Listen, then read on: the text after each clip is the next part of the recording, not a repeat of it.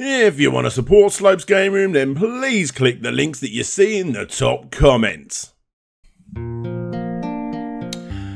Nintendo, a company that back in the day said that they would never release Night Trap on a Nintendo system.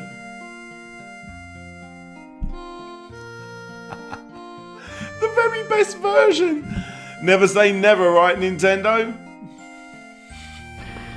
In the past year, some very violent and offensive games have reached the market.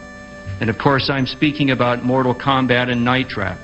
And let me say that for the record, I want to state that Night Trap will never appear on a Nintendo system. Obviously, it would not pass our guidelines. This game, which as you've indicated, promotes violence against women, simply has no place in our society. Yeah, a company that has always been anti-controversy on their family-friendly systems has in recent years moved to the dark side, where half-dressed chicks and the odd upskirt shot is all the rage, for some people at least. And on this, the Nintendo Switch, easily the best system that the company has ever produced. If you dig deep enough, you can find some pretty shady stuff. And today, I'm going to be showing you guys 5 examples of new Nintendo doing something that old Nintendo just wouldn't stand for. And for all you perverts out there that look at this video and think, yeah, I'd like to get those games, well, there'll be affiliate links down below. Personally, I'm no pervert. I wouldn't own all 5 of these games, which is why I've only got 3 of them. Let's just get right to it. Hi everybody, I'm DJ Slope, aka Daniel Iverton from Slope's Game Room, and this is 5 rude games on the Nintendo Switch made for perverts. You disgust me.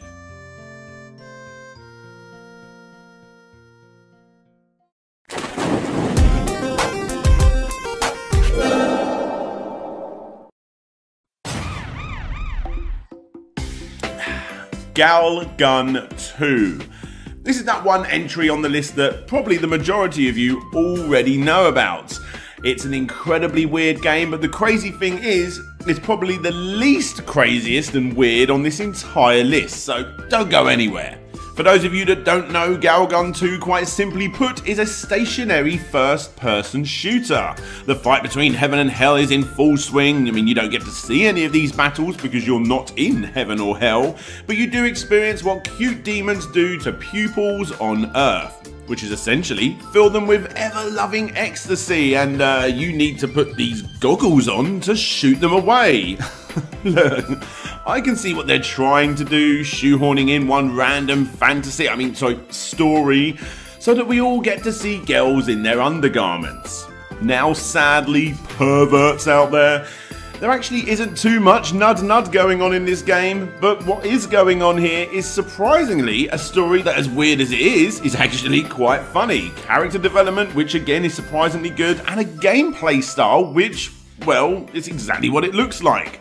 Even though I haven't finished the game, from what I've read online, it's only about 4 hours long or so, and if you do complete it, apparently you get to unlock Doki Dokiing mode, where you basically shoot the demons out of the characters, revealing certain items of clothing whilst you do so.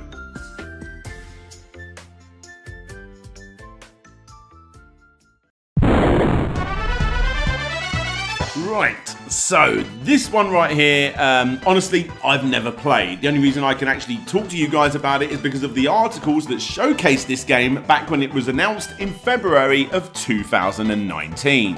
Oshiti Wandari Shogi is not only something that I've just definitely pronounced wrong, but it's also our first and only piece of educational software on the list. Loosely translated to Teach Me Japanese Chess, pretty please. This game, well, it teaches you to play chess, because, you know, you are so nicely. No, wait. I just got that completely wrong. It's not you, the player, asking the game how to play chess, pretty please, but instead it's the characters in the game asking you how to play chess, pretty please. And why would you do such a thing? Well, the reason you're going to be teaching these ladies how to play chess is because if you do, they will dress all frivolously for you because, you know, you're such a good teacher. And before you guys go running to the description to buy this game physically, I'm very sad to say that this is the only game on the list that didn't get a physical release. It's actually only available on the Japanese Nintendo eShop. So you're just going to have to go get one of those Nintendo eShop Japanese point card things. Which is exactly what you want to do if you want to be seeing 1,300 photos and 30 clips on offer in this Japanese chess-themed game. And the real icing on the cake here is that 1, it includes the Japanese adult actress Satoru. Yes, this is a Nintendo Switch game with an adult actress actually in the game. But also, if your mum walks in whilst you're playing this game, there's actually a mode called Mama ga Kita Mudo, aka Mum Showed Up mode, that changes the women into weird demon creatures.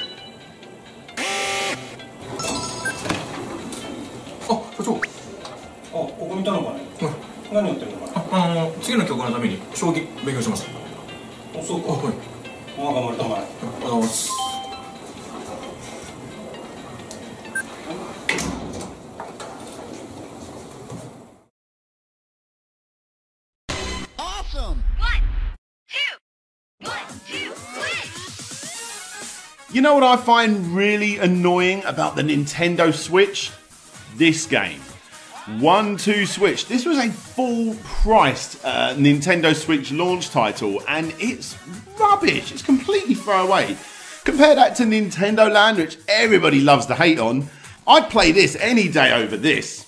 That is, besides one particular minigame. Is it just me, or is Nintendo just not using HD Rumble to its fullest ability besides this one minigame? Well, thankfully, there is one game that's using it possibly even better than 1-2 Switch, and that game is Dead or Alive Extreme Free Scarlet Edition. But why, I hear you ask? Let's have a look at the trailer.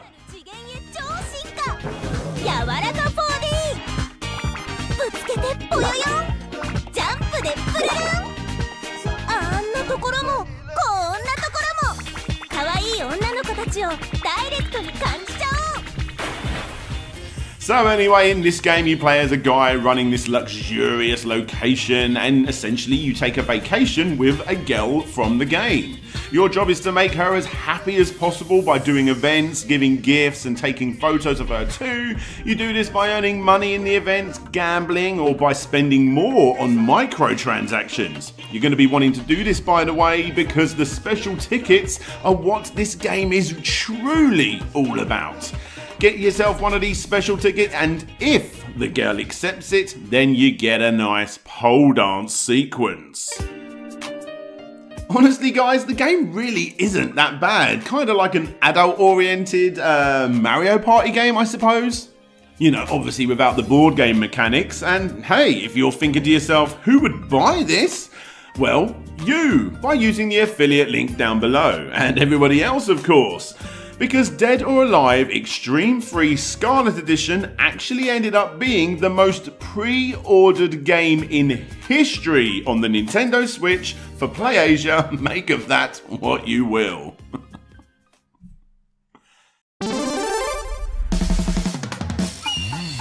When amateur chemist Hiroku spills a mysterious concoction in the arcade where she works, 5 of her shinobi friends start acting a little wild. They think they're animals, and the only way to cure them is with Hiroku's mystical peach ball. The best way to do that? Pinball, of course! Hiroku will get the girls onto the tables, but she needs you to work some magic with the flippers and apply the antidote. And yep, that's the story of Peach Ball. And you know what? It's actually not a bad game at all. No, seriously, out of every single game on this list, it's the only one that I've actually fully completed. I think it's a Japanese game after all.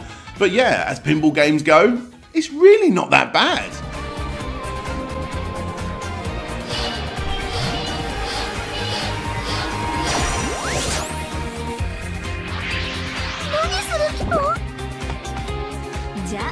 Now with that said, you will be surprised to hear that the game actually only has 2 tables.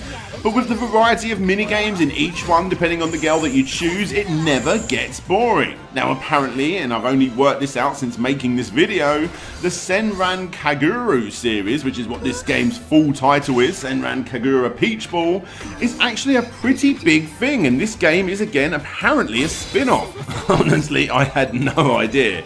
So does that mean we're going to be getting a Senran Kagura, a complete history on the channel? Are we up?